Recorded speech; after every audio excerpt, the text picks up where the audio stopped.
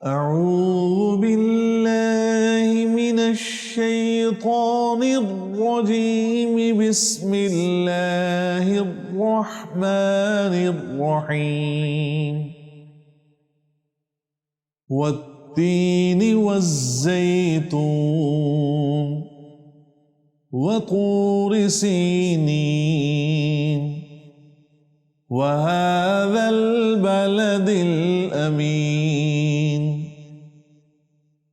لقد خلقنا الإنسان في أحسن تقويم ثم رددناه أسفل سافلين